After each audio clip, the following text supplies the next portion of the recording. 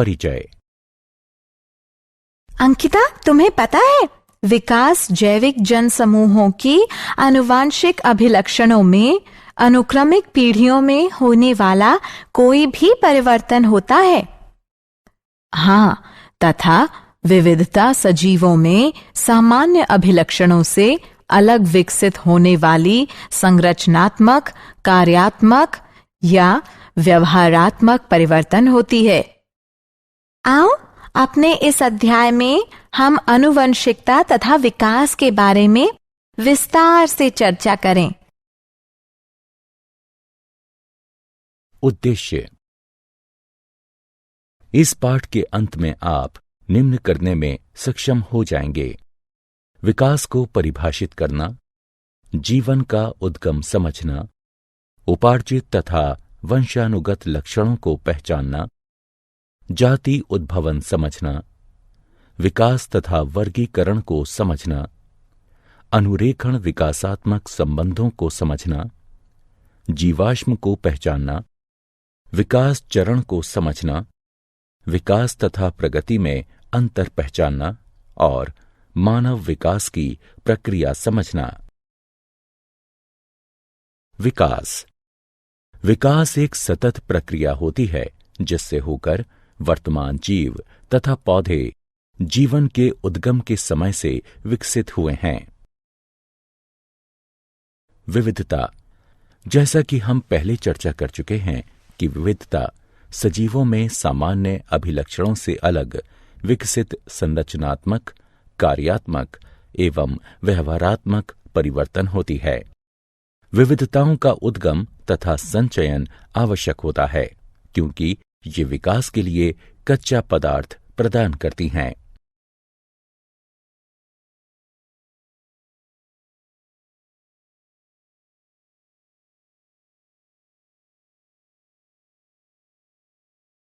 विविधताओं के प्रकार।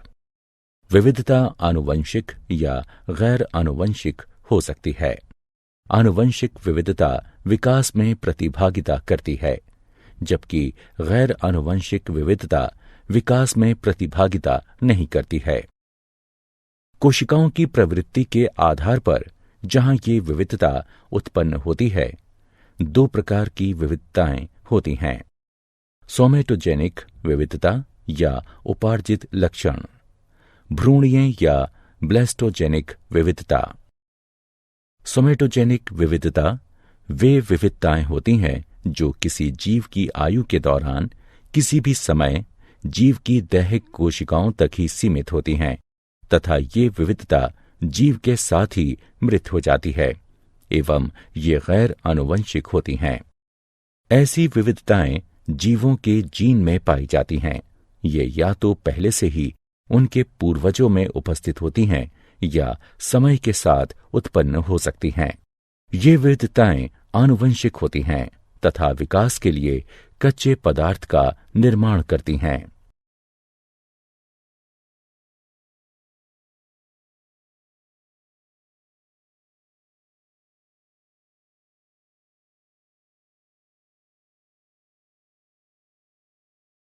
विविधता के स्रोत। विविधता निम्न कारणों से होती है: उत्परिवर्तन, आनुवंशिक विचलन।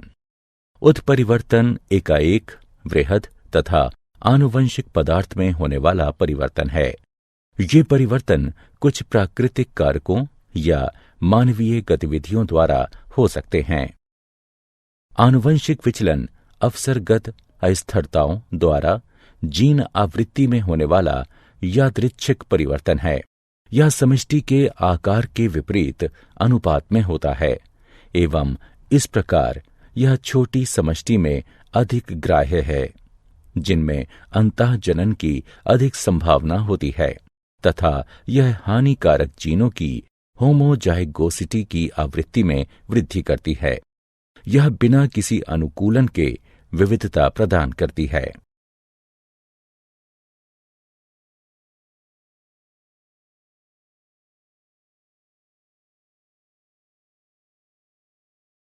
जीवन की उत्पत्ति।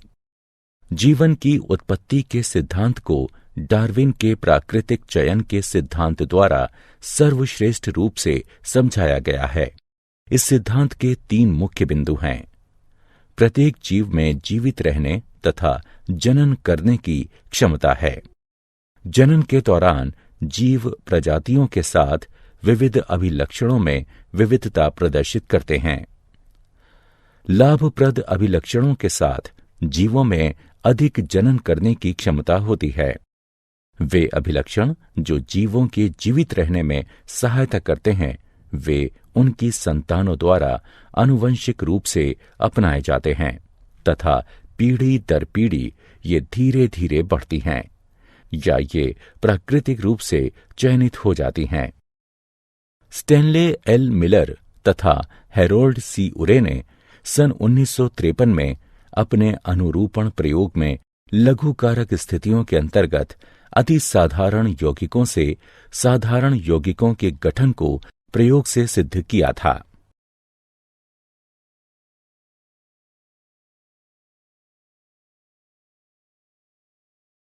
उपार्जित तथा वंशानुगत लक्षण। आनुवंशिक अभिलक्षण वे होते हैं जो जनन कोशिकाओं में डीएनए द्वारा नियंत्रित होते हैं तथा एक पीढ़ी से दूसरी पीढ़ी में स्थानांतरित होते हैं। इन अभिलक्षणों में किसी भी परिवर्तन का परिणाम विविधता होती है। उपार्जित अभिलक्षण वे होते हैं जो किसी जीव द्वारा उसके जीवन में उपार्जित किए जाते हैं तथा ये डीएनए में कोई भी परिवर्तन नहीं लाते हैं तथा इस प्रकार अगली पीढ़ी में किसी भी प्रकार से स्थानांतरित नहीं होते हैं। जाति उद्भव। जीव उद्भव नई प्रजातियों के बनने की प्रक्रिया है। जब भौगोलिक रूप से एकाकी सदस्यों के मध्य विविधता उत्पन्न हो जाती है, जिनके कारण से जनन वियोजन होता है, जहां कुछ प्रजातियां एक दूसरे के साथ जनन नहीं करती हैं। किसी समष्टि के गूढ़ परिवर्तनों के साथ सदस्यों के एक अन्य समष्टि में पलायन से नव समष्टि में नए लक्षणों के विस्तार में सहायता प्राप्त होती है। आनुवंशिक विचलन वह होती है जो प्राकृतिक आपदा के कारण एक जनसंख्या से कुछ जीनों को निष्कासित कर देती है या मृत्यु जीन आवृत्ति में परिवर्तन लाती है। विविधता तब भी संकलित हो सकती हैं जब डीएनए प्रतिछवि तंत्र में अशुद्धियां उत्पन्न हो जाती हैं। गुणसूत्र संख्या में परिवर्तन से भी 2 उपसमूहों में भयंकर अंतर उत्पन्न हो सकते हैं। यौन जनन से भी विविधता उत्पन्न होती है। भौगोलिक अवरोधक अथवा भौगोलिक वियोजन यथा नदी या पर्वतों का समष्टि के 2 उपसमूहों के मध्य अंतरागमन जीन प्रवाह के स्तर में कमी लाता है। जनन वियोजन 2 उपसमूहों के मध्य उत्पन्न होता है, जिसका अर्थ है 2 उपसमूह वे लक्षण विकसित कर लेते हैं जो उन्हें एक दूसरे के साथ सहचारी नहीं होने देते। विकास तथा वर्गीकरण। जीवों के मध्य समानताएं हमें उन्हें समूहीकृत करने की अनुमति प्रदान करती हैं। जितने अधिक अभिलक्षण उनमें आम होंगे, उतने ही अधिक वे संबंधित होंगे। जितने निकटतम वे संबंधित होंगे, उतना ही नजदीक उनमें आम पूर्वज होंगे। इसे एक भाई एवं बहन के उदाहरण से अधिक स्पष्ट रूप से समझा जा सकता है। वे निकटतम संबंधित होते हैं क्योंकि उनके पूर्वज समान होते हैं। इस प्रकार हम प्रजातियों के छोटे समूहों का निर्माण हालिया समान पूर्वजों के साथ कर सकते हैं। फिर इन समूहों के उपसमूहों में अधिक समान पूर्वज होंगे।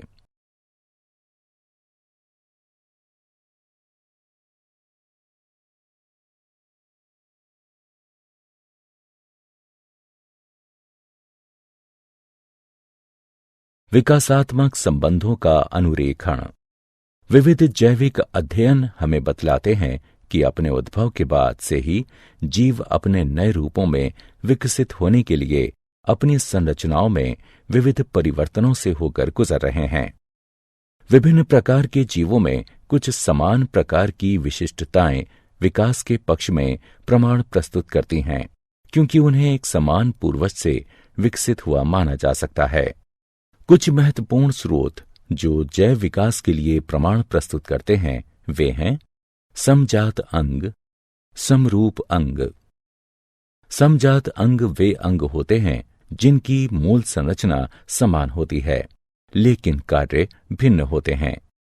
उदाहरण, एक मेढक, पक्षी तथा पुरुष का अग्रबाहु। यह हड्डी की एक ही मूल संकल्पना पर निर्मित होते हैं, किंतु इनके कार्य भिन्न होते हैं, यथा कूदना, उड़ना तथा पकड़ना। समरूप अंग वे अंग होते हैं जिनकी मूल संरचना तो भिन्न होती है, किंतु उनके कार्य समान होते हैं। उदाहरण, कीटों तथा पक्षियों के पंखों की संरचना भिन्न होती है, किंतु वे उड़ने का ही कार्य करते हैं। जीवाश्म। अतीत में रहने वाले मृत पशुओं या पौधों के अवशेषों को जीवाश्म के रूप में जाना जाता है। एमोनाइट यानी अक्षय रुख, नाइटिया यानी मछली तथा राजासुर यानी डायनासोर जीवाश्मों के कुछ उदाहरण हैं। यदि हम मिट्टी को खोदते हैं तथा जीवाश्म को खोजना आरंभ करते हैं तो हम पाते हैं कि सतह के निकट उन जीवाश्मों की तुलना में नए जीवाश्म मिलते हैं जो हमें गहरी सतह में जाकर प्राप्त होते हैं। चलिए हम अब 100 मिलियन पूर्व से आरंभ करते हैं। कुछ अकशेरुक सागर तट पर मारे गए तथा रेत में दफन हो गए और रेत एकत्र होती गई तथा दाब के चलते रेतीले पत्थर बनते गए। लाखों वर्ष उपरांत एक क्षेत्र में रहने वाले डायनासोर मर गए तथा उनके शरीर मिट्टी में दब गए। यह मिट्टी चट्टानों में परिवर्तित हो गई। चट्टानों में पहले से ही अकशेरुकियों के जीवाश्म थे। इसके और कई लाखों वर्ष उपरांत अश्व जैसे जीवों के शरीर उस क्षेत्र में चट्टानों में दबकर पहले से बनी इन चट्टानों पर जीवाश्म बन गए। कई वर्ष उपरांत क्षरण अथवा जल प्रवाह के द्वारा कुछ चट्टानें हटीं तथा अश्वनुमा जीवाश्मों का पता चला।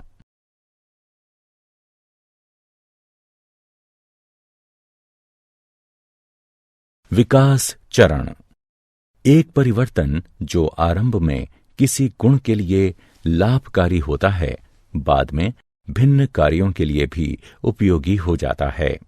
उदाहरण, पंख आरंभ में ठंडे मौसम में रोधन प्रदान करने के लिए उपयोगी थे, किंतु कालांतर में वे उड़ान भरने के लिए उपयोगी हो गए।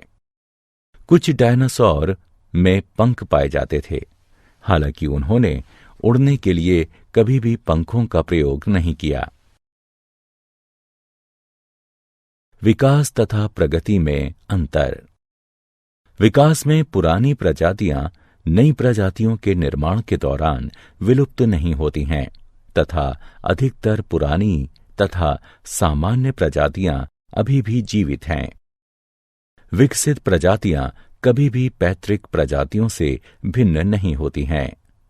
विकास प्राकृतिक तथा आनुवंशिक विचलन पर आधारित होता है जो एक साथ मिलकर एक ऐसी समष्टि का निर्माण करते हैं जो अपनी पैतृक प्रजाति से वियुक्त होती है। मानव विकास। जैसा कि हम पूर्व में चर्चा कर चुके हैं कि मानव तथा बंदर बहुत ही निकटतम संबंधी प्रजातियां हैं। बहुत समय पूर्व इनके पूर्वज समान हुआ करते थे। यहां तक कि मानवों में भी पूरे विश्व में प्रारूपों में तथा विशिष्टताओं में अत्यधिक विविधता पाई जाती है। काफी समय तक हम इन मानव प्रारूपों को मानव जातियों के रूप में मानते रहे। टाइम डेटिंग के आधार पर जीवाश्मों के अध्ययन तथा डीएनए अनुक्रम को संलग्न कर आणविक जाति वृत्त के आधार पर अब यह स्पष्ट हो गया है कि सभी मानव जाति एक ही होमो सेपियंस से संबंधित हैं। होमो सेपियंस के आरंभ के सदस्य अफ्रीका से आए प्रतीत होते हैं। हमारे कुछ पूर्वज अफ्रीका में ही बने रहे तथा कुछ पूरे द्वीप में फैल गए। कुछ ने अफ्रीका छोड़ दिया तथा समय के साथ पूरे ग्रह पर फैल गए। अन्य प्रजातियों के समान पूर्वजों के इन समूहों ने भी अपना जीवन अभिभावी परिवेश में व्यतीत किया तथा विभिन्न भौगोलिक क्षेत्र में विशेष विशिष्टताओं के साथ विभिन्न रंग के होने के लिए आनुवंशिक विविधता विकसित कर ली। क्या आप जानते हैं, टी डॉब्जेंस्की ने आनुवंशिक तथा प्रजातियों का उद्गम नामक पुस्तक लिखी है। कोकरवेट जटिल जैव यौगिकों के संग्रह होते हैं तथा खंडकरण एवं विखंडन द्वारा प्रगति तथा विभाजन में सक्षम होते हैं। आरंभिक कोशिकाएं प्रवृत्ति में अवायवीय, प्रोकैरियोटिक तथा कीमो पर पोषित थीं। ए.आई. ओप्रिन ने जीवन की उत्पत्ति पुस्तक 1936 में लिखी। हर्बर्ट स्पेंसर ने विकास शब्द दिया। चार्ल्स डार्विन ने जैविक विकास के सिद्धांत का प्रस्ताव दिया, जो संशोधन के साथ वंशानुक्रम प्रतिपादित करता है।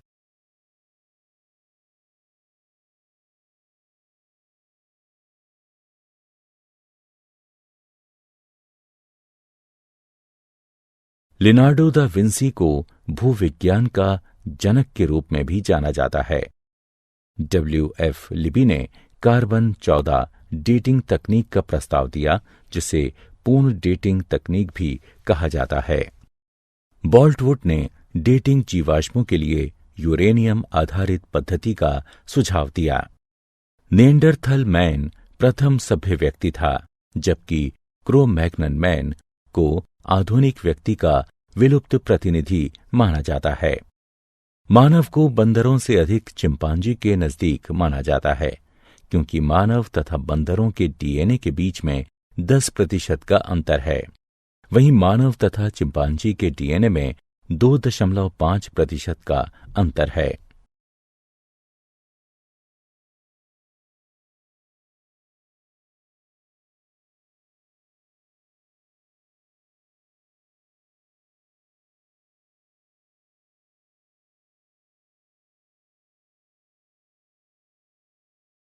सारांश।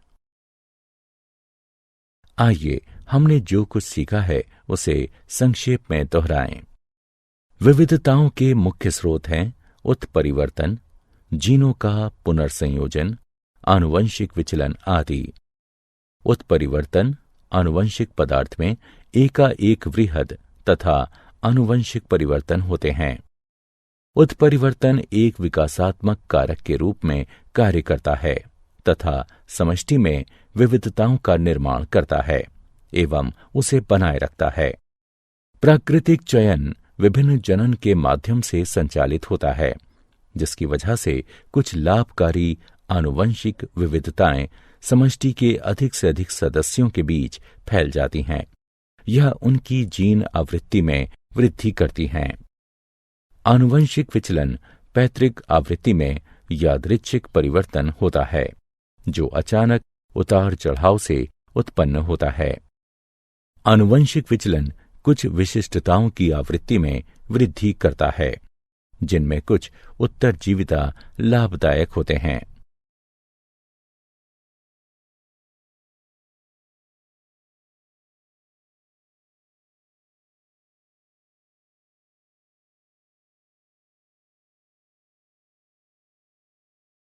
चार्ल्स डार्विन ने जैविक विकास के लिए प्राकृतिक चयन के सिद्धांत का प्रतिपादन किया।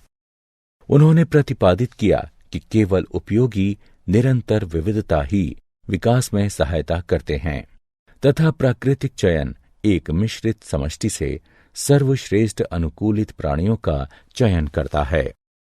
जीवन के उद्गम का सबसे स्वीकृत सिद्धांत है कीमोसिंथेटिक सिद्धांत। इसका प्रतिपादन ओपेरिन तथा हेल्डेन द्वारा किया गया था। यह बताता है कि जल में प्राचीन जीवन की उत्पत्ति 4.2 बिलियन वर्ष पूर्व आदि काल में रासायनिक विकास द्वारा पृथ्वी के पर्यावरण में कमी के साथ हुई। इसे प्रयोग द्वारा मिलर तथा उरे द्वारा समर्थन प्राप्त हुआ। जाति उद्भवन में निवर्तमान प्रजातियों से नई प्रजातियों के उद्गम सम्मिलित हैं। जाति उद्भवन उत्तरोत्तर या तात्क्षणिक हो सकता है। उत्तरोत्तर जाति उद्भवन विस्थानिक अथवा पृथक प्राणी समूह हो सकता है, जबकि तात्क्षणिक जाति उद्भव उत्परिवर्तन के द्वारा होता है।